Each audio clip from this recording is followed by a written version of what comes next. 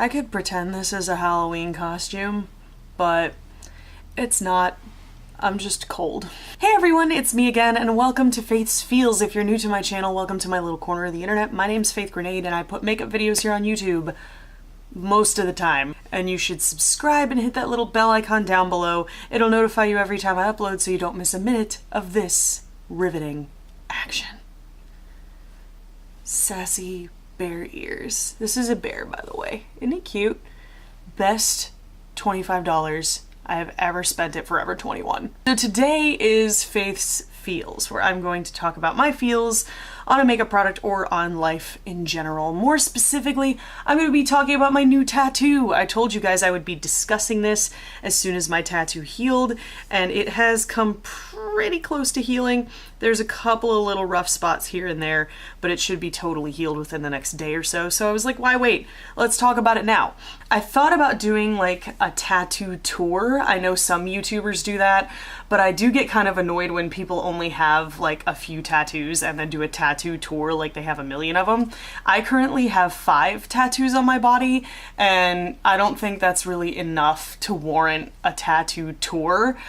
I'm definitely planning on getting way more than just that, so I might do a tattoo tour later on down the line when I get significantly more work done, but for the time being, I'm just going to talk about my newest one because there's kind of a cool story behind it, so this is going to be a little bit of a story time video. It should be fun. Let's get into it. So my newest tattoo, actually, I'll start with the vitals. I got my newest tattoo at a place called About the Ink Tattoos. It's in White Plains, Maryland, and the artist's name is Ashley Cooksey. I'm gonna leave her Instagram in the description box. Go follow her, she's amazing. She's also a close personal friend, so she's an absolute gem, total bomb-ass talent. Like, even if she wasn't a personal friend before she became my tattoo artist, I would probably have gone to her anyway because her work is stunning. The tattoo is right here on my left forearm. You can see that. It's kind of hard to like hold it up so you can see it because it's on the inside of my arm, but it is an American honeybee. This was inspired by a vintage drawing that I saw on Google, and I just sort of updated it a little bit to make it look a little more like the actual insect. I'll just come down here. There we go. That's a little bit easier. That is the tattoo. It's an American honeybee. I got it about, how long ago was it? I think I got it on the 18th. Yeah, it was the 18th. So it's not quite 10 days old. And I'm in love. She's so beautiful. There you go. That's what she looks like. She's about 2.5 inches long, give or take, and then about 2.5 inches wide at the widest point, and she was $200, not including tip. I will tell you the story of how this bee came to be. So, as a lot of you know, 2 years ago, as of this month, my mother passed away from ovarian cancer, and she was a very, very crucial element in my life. My dad died when I was really young, and my mother raised my twin sister and I on her own. So she was one of those people you have in your life that definitely fundamentally molds you into who you are. I owe a lot of my strength and stability and intellect and curiosity about everything to her, and she was just an undeniably supportive person, you know, like boosted me and supported me in whatever crazy shit I decided to do, whether it was burlesque, whether it was makeup, whether it was aesthetics. She was always supportive and always backed me and always, you know, helped me plan my future, however many times it changed. After she died, not long after she died, we were going to the first meeting to start settling her estate because my sister and I were executing her estate. And that's a really stressful job, you know, it's the kind of thing that everything has to go right the first time. You can't really do anything wrong or else you could fuck somebody over big time. So I was really, really nervous about it. And I just wanted to do everything right. And we were going to a bank meeting, so it was like a bunch of financial stuff, and I'm not really that good with numbers. So I was so nervous for this first meeting. And I was walking out of the house, and I had a briefcase with me because the briefcase made me feel like more powerful or something. I don't know. But I had a briefcase with me with all the paperwork in it that we needed for that day. And I set the briefcase down to lock the door. And then when I went to go pick it up again, there was a grasshopper sitting on the briefcase. And that was kind of weird. And I was like, oh, okay, hello, little grasshopper. And I picked up the briefcase and the grasshopper hopped away. So I got in the car with my sister. She had come to meet up with me there to drive over to the bank. I got in the car and I looked up at the windshield once I was in the car, and on the outside of the windshield was the same grasshopper. I mean, the exact same grasshopper. And my sister and I looked at each other, and she was like, is that the same grasshopper that was just on your briefcase? And I was like, yeah, I think so. And she said, do you think it's Mom? Like, do you think it's Mom's, like, spirit visiting us or something? Like, checking in on us? And I was like, I don't know. Let me try something. And I leaned up to the windshield and I said, it's okay, Mom. We've got it under control. Everything's good. And as soon as I said that, the grasshopper hopped away. And we were like, you know, my sister and I both looked at each other like, whoa, and like goosebumps started forming. It was one of those weird, like, synchronistic things. For some people, they're like, that's not real. And I like to think that magic exists and that spirits exist. And it's just a fun thing to think about. But ever since then, my mom has been sort of sending little messages to me through insects. Bugs. My mom always loved nature. She wasn't a huge fan of bugs, so it's kind of weird that bugs are the messengers here, but she did like certain kinds of bugs, like Luna moths she really enjoyed, but she loved nature. She loved everything about nature. Her favorite color was green. She loved living in the woods and all of that good stuff, so it kind of made sense in a way. But ever since then, I would see these really strange, like rare insects. Fast forward like a year and a half later, and I had a dream. And I don't normally remember my dreams, so when I do, I try to like keep them in mind because it usually means that there's something important that I need to know. But I had a dream, a very vivid dream, and the only thing I remembered about the dream was that I had a tattoo of an American honeybee on the inside of my left arm. And I remember looking down at the tattoo in the dream and feeling this sort of overwhelming sense of peace, of like, you know, contentment with everything that was, through all the stress, through all the hardship, through all of the challenges that we've been through since my mom passed away. Just this contentment, just this like sense of peace, not even necessarily happiness, not even necessarily like excitement or joy or anything like that, but just contentment, just like everything's okay. You know, it might seem like everything's falling apart, but I'm content with everything as it is. Dream was so vivid that I woke up and checked my arm to see if the tattoo was there, and I was actually really bummed out that it wasn't. And I was like, all right, you know, I had this dream. I woke up feeling bummed out that the tattoo wasn't there. That obviously is a message from somewhere that says that this tattoo needs to be on my body. So I contacted Ashley a couple of days later, and I set up an appointment to get the tattoo done about like 2 weeks out. So I go, you know, fast forward a little bit, and I go to Ren Fair that weekend, and I'm walking down the path at Ren Fair, and I'm, you know, sipping on a bee sting, which is a mixture of honey wine and hard apple cider. It's delicious. But I was sipping on that and waiting for my husband while he looked at something in a shop somewhere. And a honeybee flew, you know, down the path and over to me and flew onto my cup. This isn't, you know, a super random circumstance at the Maryland Ren Fair, because there is a place there called the Bee Folk that has their own little beehive. So bees do fly around the fairgrounds, and sometimes you'll run into them. But they're far more likely to be, if something flies onto your cup, it's far more likely to be a yellow jacket than a bee. And I said, oh, you know, hello, little bee. You can eat your fill. It's fine, because they like to sip on the little honey wine residue that ends up on the cup. So I just, you know, sat there and watched her for a little bit and made sure that she wasn't going to fall into the cup and get stuck, because that does happen sometimes.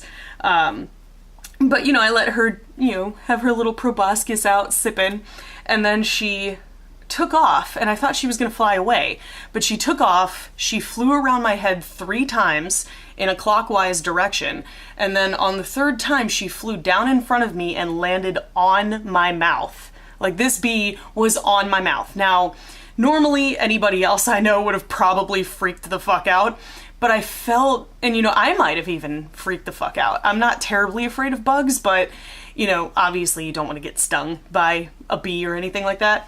But I had this weird sense of peace, of like, no, don't freak out. Everything's fine. This bee is not going to hurt you. And you know, obviously honeybees can only really sting 1 time and then they die. So they're very particular about when they sting, and they're far less likely to sting than something like a yellow jacket or a hornet or anything else like that. So something in me told me to just be still. And, you know, something in me just told me to take in everything that was happening to me in that moment, because it was an important moment. Like, it was an important message from somewhere. So I just, you know, stood there and I sat very still with this bee on my mouth, and the bee stuck out her little proboscis and started licking the mead residue off of my lips. So I was getting kissed by a honeybee. You know, flew off and flew away to do her own thing.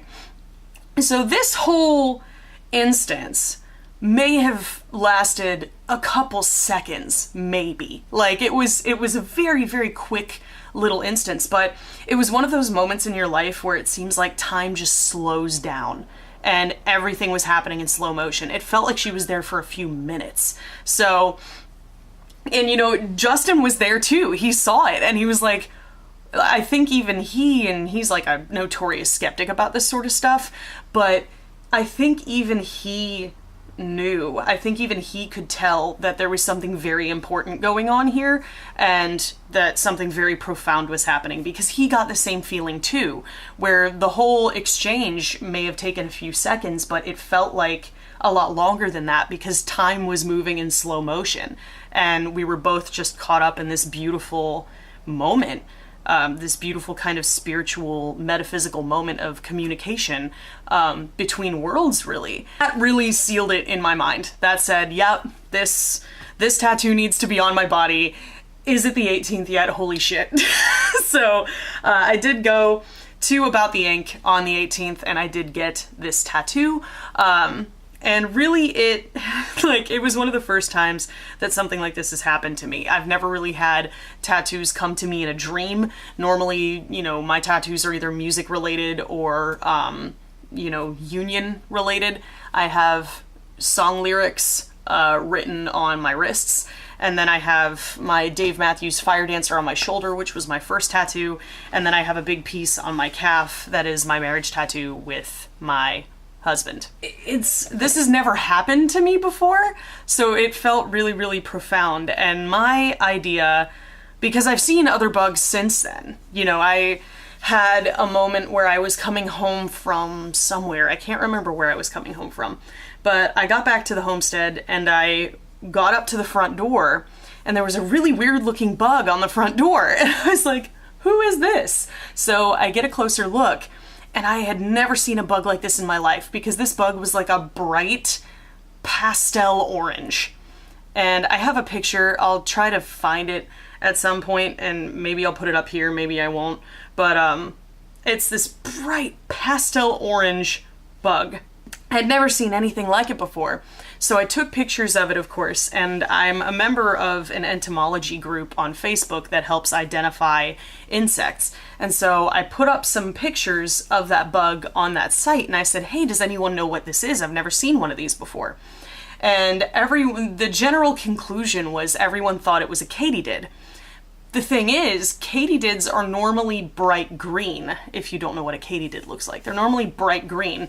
And it's very, you know, Justin and I, Mr. Grenade and I did some research, and it's very, very rare to see orange katydids. Like, it almost never happens. It's a genetic mutation. So it was weird because, you know, it's such a different bug and it's so rare to see something like that. And then, you know, a couple of days later, we thought that this bug had moved on with its life. But a couple days later, Mr. Grenade was taking the recycling out of the can to go take it to the dump. And inside the can, still alive and kicking, still chilling out, was this same bright orange katydid. And then the grasshopper from the original story, from the briefcase. I would love to get a little grasshopper tattooed somewhere as well. And it's sort of, this bee tattoo sort of catalyzed a whole idea while I was getting it done.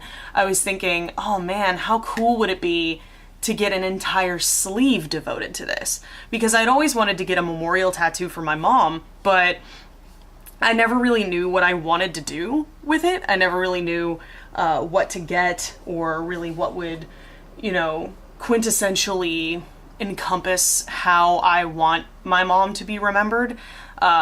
You know, because there's a million different ways you can do sort of memorial tattoos.